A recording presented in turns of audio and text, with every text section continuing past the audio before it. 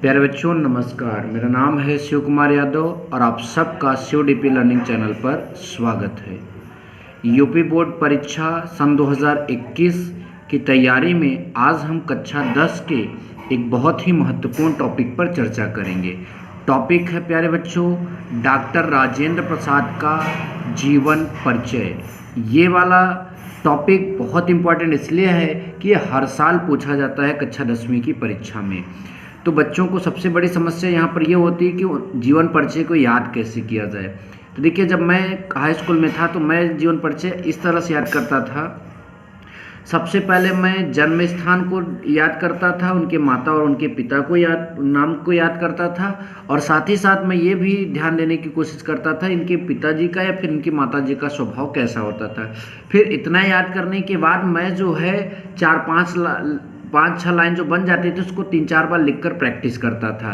तो उसके बाद की जो चीज़ें होती थी वो थोड़ा लगती थी और हमको याद हो जाता था। तो आप भी इसी तरह से याद करेंगे।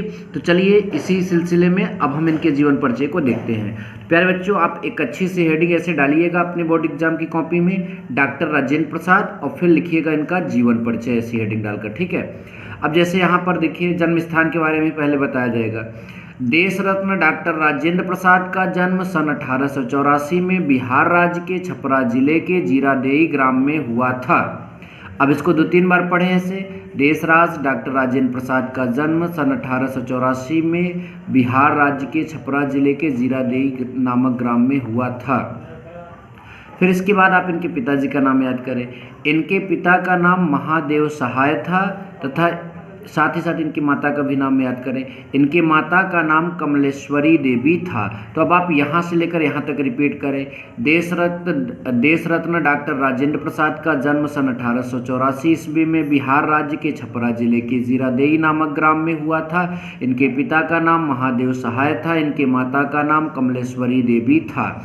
इनकी माता एक धार्मिक प्रवृत्ति की महिला थी और इन्हें रामायण की कहानियां सुनाया करती थी।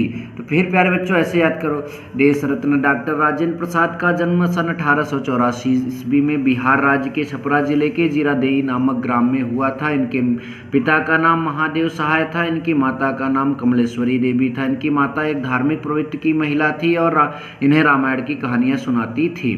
तो प्यारे बच्चों ऐसे रिपीट करके 2-4-6 बार याद करोगे, फिर 1-2-3 बार कॉपी में लिखोगे तो आपसे ज़रूर याद होगा। तो अब मैं बार बार रिपीट नहीं कराऊंगा, नहीं तो वीडियो लंबा हो जाएगा और आपको बोरिंग लगेगा। तो आगे देखते हैं और ऐसे ही लिखना, ठीक है। जैसे मैंने लिख कर यहाँ पर दिखाया आपको, ऐसे ही लिखना। बोर्ड परीक्षा में लिखा है आगे इन्होंने कलकत्ता विश्वविद्यालय से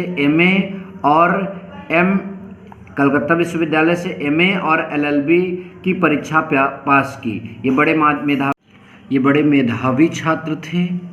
इन्होंने सभी परीक्षाओं में प्रथम स्थान प्राप्त किया।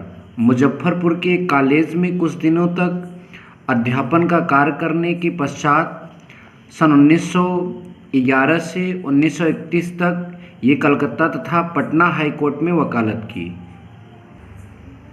जी हाँ प्यारे बच्चों, यहाँ से एक बार फिर से देख लें। इन्होंने सभी परीक्षाओं में प्रथम स्थान प्राप्त किया। मुजफ्फरपुर के एक कॉलेज में कुछ दिनों तक अध्यापन कार्य करने के पश्चात सन 1911 से सन 1920 तक ये कलकत्ता तथा पटना हाई कोर्ट में वकालत की।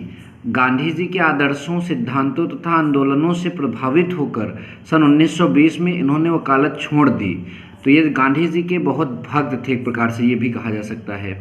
तो इन्होंने वकालत छोड़ दी और चंपारण के आंदोलन में भाग लिया। डॉक्टर राजेंद्र प्रसाद 3 बार भारतीय राष्ट्रीय कांग्रेस के सभापति रहे। ये बात ध्यान दीजिए, डॉक्टर राजेंद्र प्रसाद 3 बार भारतीय कांग्रेस के सभापति रहे। सन 1962 ईस्वी में इन्हें भारत की सर्वोच्च उपाधि भारत रत्न से अलंकृत किया गया। अलंकृत का मतलब इन्हें सम्मानित किया गया। प्यारे बच्चों लास्ट में थोड़ा सा और आपको लिखना होगा। सत्यनिष्ठा, साहित्य निष्ठा, ईमानदारी, निर्भीकता, देशभक्ति, साधुता और सादगी इनके रोम रोम में व्याप्त थी। इनकी मृत्यु 28 फरवरी सन 1963 में हुई। ये बात ध्यान दीजिए, इनकी मृत्यु 28 फरवरी सन 1963 में हुई। तो इस तरह से आप ये पूरा याद कर लीजिए। अगर आपको इसे पूरा याद करना है तो पहले यहाँ इतना लिख लें अपने कॉपी में ऐसे, ठीक। फिर उसके बाद आप इतना लिख लें अपने कॉपी में, ठीक, उसके बाद इतना लिख लें। प्यारे बच्चों, लास्ट में कुछ थोड़ी सी बातें और लिखी गई हैं, रचनाएं। रचनाओं में आप इनकी कुछ प्रमुख रचनाओं को याद कर लें। चंपारण में महात्मा गांधी, बापू के कदमों में दूसरी रचना, मेरी आत्मकथा, मेरे यूरोप के अनुभव, शिक्षा और संस्कृति, भारतीय शिक्षा और फिर साहित्य, ये इनकी कुछ प्रमुख रचनाएं हैं। देखिए ऐसे भी क्वेश्चन पूछता है पहला दूसरा प्रश्न में कि चंपारण में महात्मा गांधी के लेखक का नाम बताइए, तो आप बता दीजिएगा डॉक्टर राजेंद्र प्रसाद, ठीक है।